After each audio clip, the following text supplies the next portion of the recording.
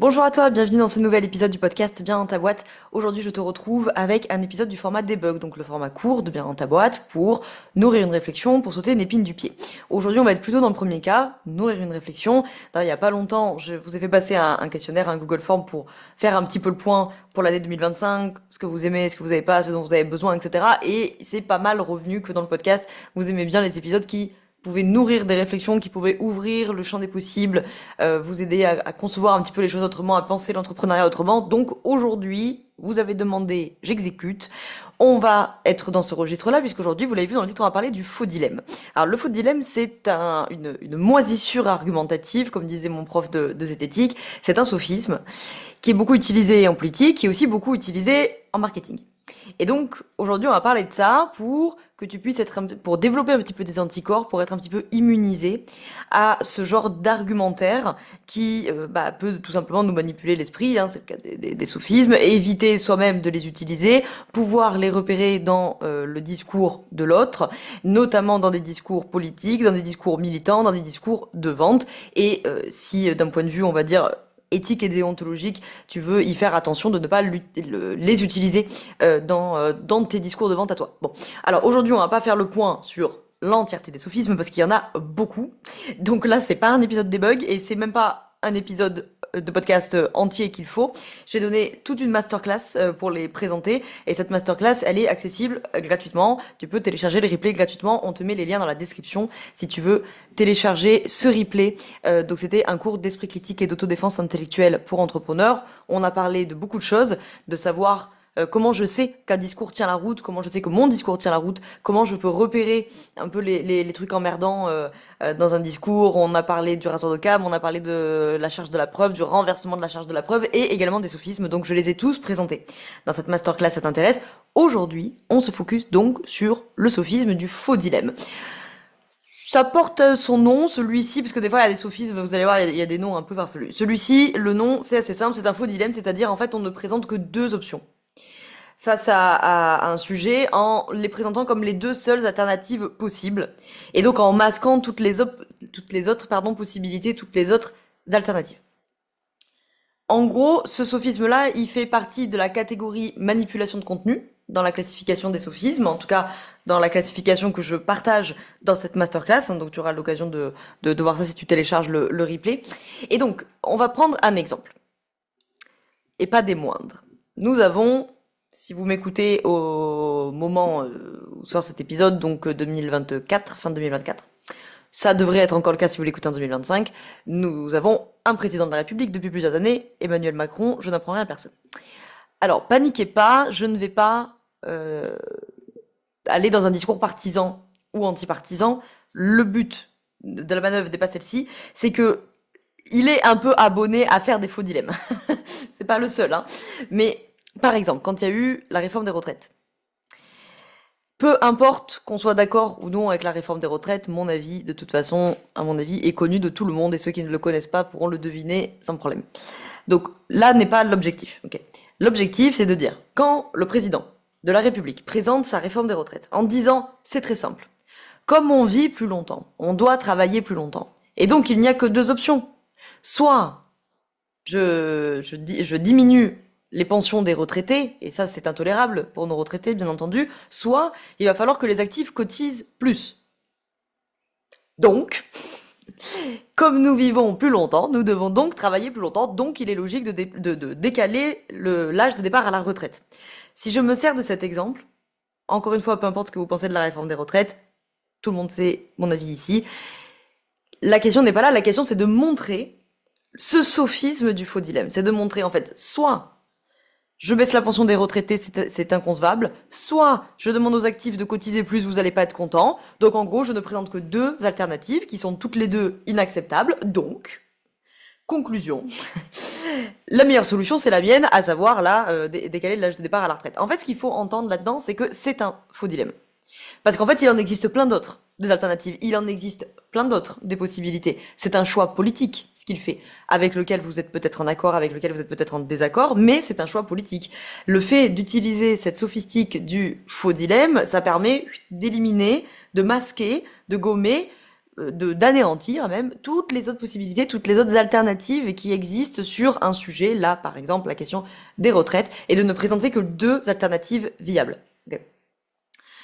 Ce sophisme, il peut se combiner avec d'autres. Hein. Si je reprends l'exemple du président, lui, il est très doué pour le combiner avec son sophisme du juste milieu, ce qui est assez classique dans le bloc central, c'est-à-dire il y a eux et eux, donc faux dilemme, hein, c'est-à-dire il y a que ces deux, si vous ne choisissez pas, il y a que ces 2 options, ce qui est faux, hein.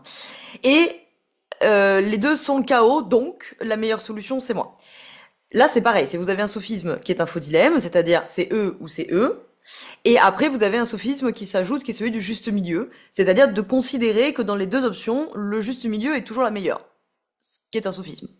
En fait, ce qu'il faut bien comprendre avec cette histoire des sophismes, et puis j'en arrive à des exemples entrepreneuriaux, c'est que quand on dénonce un sophisme, on n'est pas en train de dire que le propos qui est avancé, il est vrai ou il est faux, on est en train de dire qu'il est mal argumenté. On est en train de parler d'une moisissure argumentative, comme disait mon prof, qui était Richard Monvoisin, d'ailleurs, si vous voulez aller voir, depuis il donne plein de chroniques à France Culture, je crois. Voilà, donc vous le retrouverez sans problème. J'aime bien cette idée de moisissure argumentative et nous le répéter tout le temps. Le but, c'est pas de dire est-ce que le propos est juste ou est-ce que le propos est faux.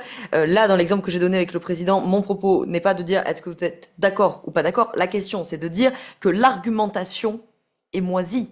Le processus argumentaire, il ne tient pas la route. Il est fallacieux. Okay, c'est un raisonnement fallacieux. Tout du moins, c'est un argumentaire fallacieux. Et dans l'entrepreneuriat, pour conclure là-dessus, parce que mes épisodes debug sont des épisodes courts, donc je vais arrêter de déblatérer dans tous les sens, des exemples de sophismes, de faux dilemmes dans l'entrepreneuriat, dans le marketing, vous en avez pléthore. Si tu restes, soit tu restes dans cette situation, soit tu sors de cette situation. Faux dilemme. Soit c'est l'un, soit c'est l'autre. Autre exemple qu'on entend souvent, soit tu trouves des excuses, soit tu trouves des solutions. Faux dilemme. Encore une fois, je ne suis pas en train de dire est-ce que c'est vrai, est-ce que c'est faux, est-ce qu'ils ont tort ou est-ce qu'ils ont raison. Je suis en train de dire que l'argumentaire est fallacieux. Okay. Soit tu achètes mon produit, soit tu vas rester bloqué dans ta situation. Celui-ci est sûrement le plus dangereux parce que pour le coup, il pousse évidemment à la vente. Ça va sans dire, c'est l'objectif. Hein. L'objectif n'est pas masqué, il n'est pas caché. Mais par contre, il peut vous emmener à peut-être à acheter un produit, un service dont peut-être vous n'avez pas 100% le besoin parce que vous allez rentrer dans cette moisissure argumentative de dire bah oui, il a raison. Soit j'achète sa solution, soit je vais rester bloqué. C'est faux. Il n'y a pas que ces 2 options. C'est un faux dilemme. Il existe pléthore d'autres offres, d'autres produits, d'autres services qui pourraient vous aider. Et même si vous ne consommez pas, vous avez peut-être une solution autre. Vous avez probablement une solution autre que celle de rester bloqué. Pas obligé de payer pour ça. Maintenant, encore une fois, ça ne préjuge pas de dire que peut-être il a raison de dire que son produit ou son service est la meilleure solution. Mais il faut bien entendre la différence. Dire mon produit ou mon service est la meilleure solution, c'est pas dire soit tu achètes, soit tu restes dans ta merde. Ça, c'est un faux dilemme, pour le coup. Donc, si tu veux aller plus loin, eh ben, comme je t'ai dit, tu as le replay de la masterclass Esprit critique et autodéfense intellectuelle pour entrepreneurs. C'est tout à fait gratuit. On te met les liens dans la description si tu veux voilà, recevoir ce replay. De toute façon, après, une fois que tu l'as, hein, tu le regardes quand tu veux. Donc, il n'y a pas de stress. Et on voit tous les sophismes en détail et notamment comment ils sont avec des exemples hein, de comment ils sont souvent utilisés dans le milieu entrepreneurial, marketing et dans le milieu politique militant. Le deuxième truc, si tu veux aller encore plus loin, c'est que j'ai enfin sorti le niveau 2 de la posture. Donc ma formation à la posture, il y en a beaucoup d'entre vous qui la connaissent à force que j'en parle. J'ai enfin sorti ce niveau 2. Le niveau 2, il va attaquer le 3 février. Il faut avoir fait le niveau 1, évidemment, pour venir ou tout du moins, tu verras sur la page, il y a tous les prérequis. Si tu n'es pas passé par le niveau 1 mais que tu veux nous rejoindre, tu as la liste des prérequis nécessaires pour intégrer ce niveau 2 et pouvoir évidemment le vivre et que ça te soit vraiment utile, puisqu'on reviendra pas sur les notions qui font partie des prérequis comme tu l'as compris. Cette formation niveau 2, ça s'appelle accompagner avec une vision systémique. Donc le but de ce niveau 2, c'est vraiment de prendre encore plus d'ampleur, encore plus d'envergure avec tes accompagnements. C'est pouvoir accompagner plus de profils, c'est pouvoir accompagner des groupes, des couples, des familles, des groupes de salariés, des associés business, enfin bref, des groupes quoi, puisque évidemment il y aura la vision systémique. Ça va permettre de monter en compétence sur ces sujets-là, et ça va permettre aussi pour prendre plus d'envergure, plus de granularité, plus de précision, et donc avoir plus d'impact dans la vie de tes bénéficiaires. Accompagner avec une vision systémique, c'est savoir articuler les bons niveaux explicatifs des problématiques des bénéficiaires, donc les bons niveaux explicatifs individuels, les bons niveaux explicatifs sociaux, les bons niveaux déjà plus à parler, les bons niveaux explicatifs familiaux, couples, politiques, culturels, etc. Donc dans cette formation, tu as les liens dans la description pour voir à quoi ça ressemble, voir le programme, voir si ça peut t'intéresser, etc. Les places sont limitées comme d'habitude dans toutes mes formations, et surtout, ce qui est important à savoir pour celle-ci, c'est que je ne la ferai qu'une fois par an. Donc pour le coup, si tu viens pas maintenant, ça sera pour 2026. Si rien ne s'y oppose.